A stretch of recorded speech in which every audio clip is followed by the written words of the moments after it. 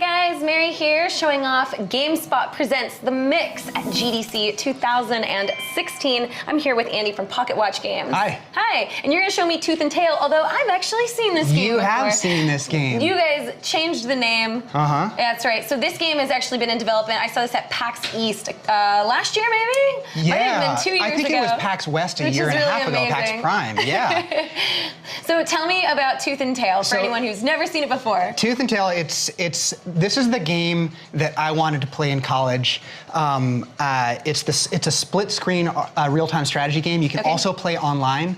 But one of the things about real-time strategy games is they're so intimidating to get online and play. Absolutely. No one wants to do it. So we wanted to make a game that is super accessible, but just as deep as all of the other real-time strategy games out there. So you can play this game on a controller. And we're going to be playing it on controllers today against each other. Yeah, so like we can basically fight for king of the dorm room right here, or queen of the dorm room. That's right, that's what they call me. In Tooth and Tail. Yeah. All right, sweet. So let's get into it, and you'll have to give me. I did play this, but it's been a couple years. It has changed a lot over the last couple of years. So give me a nice overview. Sure. So it's a real-time strategy game, and the game world. Here's the conceit of the world. We're the animals, and we're in revolution, and we're fighting over who is going to be able to eat and who is going to have to be dinner. Okay. So you're gonna be a nice. I'll put a nice cream sauce on you. All right. That came out wrong. Yeah. I'm sorry. That's awful. Yeah. So, anyways, this is Tooth and Tail. This is Tooth and Tail. We're playing as the animals, and we are going to fight over who's going to be eaten at the end of the day. So we're going to go to versus and split screen. And the maps are all random. I'm so sorry.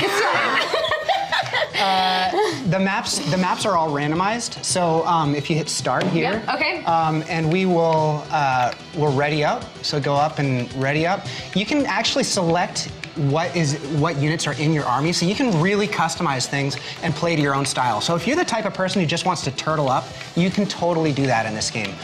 For now, why don't you just stick with the units that it gave you and go up and click on to battle? Sure. I'll go with the standard for now. Yeah, exactly. But tell me about these. There's all sorts of different types here. From skunk to snake to wolf to.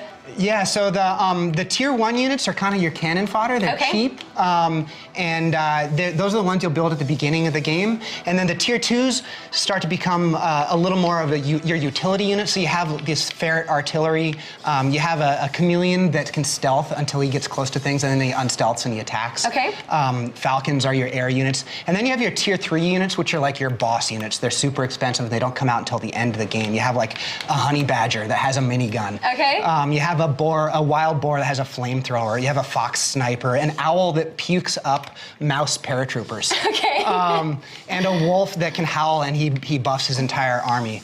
And then you have your defensive units over here. So you have like landmines and machine gun turrets and balloon snipers and artillery cannons and things like that. So I will choose that, and we'll go to battle. Actually, you know what? I'm going to pick the skunk, because the skunk bottles his own farts and he throws them in. Well, yeah, we'll try different ones so we can see different different characters here. Yeah, in fact, I'll do the mole as well.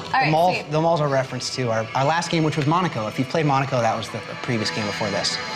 So this is split screen, and it's super simple to play. You can even see the controller help up there. So the first thing you probably want to do is go build a farm. So go stand on one of those empty farm plots. Move up a little bit, not where the pig is, but right there, and press A. You can also play this with a mouse and keyboard as well, and it's just as easy to play. So while that's building, you might want to go off and scout and figure out where I am. All right. So now these are my workers right now that are giving me resources that I need. They're growing food for you, and that's me. So I'm coming over here to check out what the heck is going on. You're scoping out my area. Now, how would you be able to tell maybe what I'm going to be building? So a lot of this game is about hiding your hand. So it's kind of like poker, where it's like you kind of have to read what the other person is doing by their behavior. Right?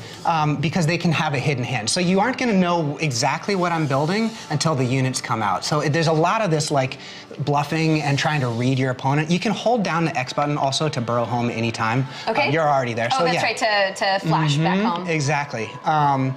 And what else would I be scouting besides you? So one of the interesting things about having random maps in real-time strategy games is it means that you have to actually explore. You've never seen this particular map before, so you want to figure out where the back doors are and like where you're going to have to set up your defenses. So you might want to be careful because I'm about to start building some units and I'm going to come attack you. So burrow home. Hold the X button, and then go build a warren in anywhere in this and the empty space. Oh, hit A. Because you can actually burrow to any of your windmills. You built a second windmill. I did. I know, you sneaky. I was ready. All right, so I wanted. So go out to the empty area that's not on a farm and press A. So that's going to build what's called a warren, and the warrens will produce units for you autonomously. So you don't have to. One of the things that's cool about this game is all of your army control and unit control happens just by pulling the trigger. Okay. So for instance, I have a couple of toads here. These guys are suicide bombers. They'll come in and blow up in your units, and I can pull them. Will they do that automatically, or you can micromanage They will. this? You can micro them a little bit. So I can pull the right trigger. If I'm holding the trigger, it's a move command. If I release it, it's an attack move command. So they'll actually attack whatever's near them once I release the trigger. Okay. And I can also control just a single type of unit with my left trigger. So if I want to like do a flanking attack or something like that, I can do that. So you're coming in with your lizards. My toads are gonna. Oh, my toad blew some of them up. Oh no! And now you're coming in to get into my economy, and I'm in trouble. So I'm gonna actually spend some food on these moles. The moles will come in. The pigs will shoot back. They sure did. Yeah. Oh, you have a little cannon yeah, mole. So how do I build like a higher level So unit? use your right analog stick to cycle over the different units at the bottom of the screen. And there so that I just and then hit build A, them in free and space. it builds it exactly. And so, and anytime if you feel like you don't have enough food, you can always stand over that warren and hit B to sell it. So the games last typically around 10 minutes or so. That's a nice length of time for a match. We like to say that we're kind of Hearthstoning StarCraft. Okay. You know, because it's like Hearthstone took Magic the Gathering, which was a pretty complicated game, and you know, without taking the complexity out of it, kind of made it simpler to play. Oh God, all those lizards.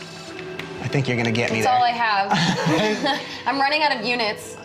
Well, so they will actually automatically respawn. You'll see at the bottom of the screen they're respawning there. So do something. You're doing good. I did start a new one over here, right? And you can get more farms in order to get more food. All right, so I can have more currency to be making more units. Exactly. Yep, and you can also set up some defenses. Do you see you have a machine gun turret there? Yes. On the farthest right one. Try selling one of your warrens.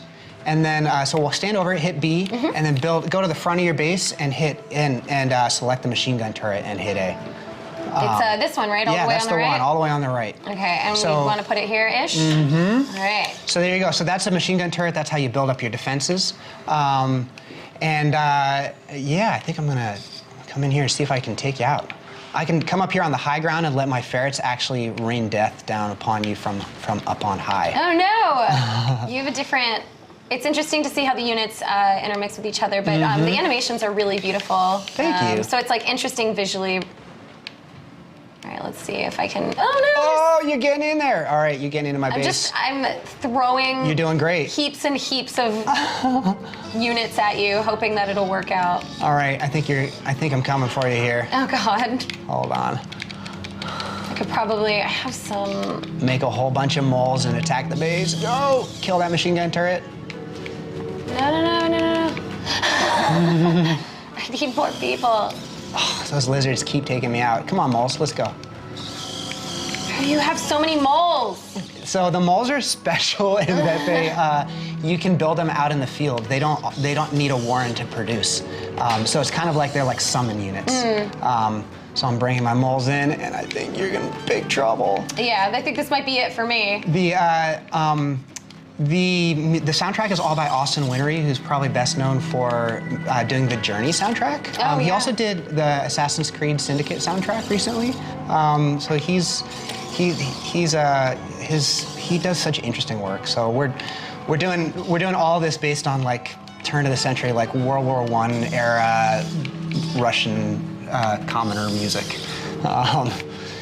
So, yeah, it's got a really good theme to it, and you guys haven't deviated from that at all. Give it a really good atmosphere. Now, is there any kind of story campaign if I just want to play solo? Do you want to try it out? Let's give it a shot. I'm gonna actually surrender. Okay. And I'll hand this over to you, and you can explore. Oh no, this is cool great. too. This is kind of showing. You can actually watch the replay of the entire match. So I can actually watch what it was that you were up to, and I can even go into double speed and speed this up. So if your enemy beat you, you can see what it is they were up to. Kind of investigate them a little bit more. Yeah. Looks like we're just about out of time, All right. unfortunately, Daniel. No problem. But thank you so much for showing me Tooth and Tail. That game looks amazing. And when can we expect to go get that? So this game's going to be out later this year. We don't have a specific date on it, but the plan is for later this year. Later this year, you guys can check out Tooth and Tail. Thank you very much. Thank you.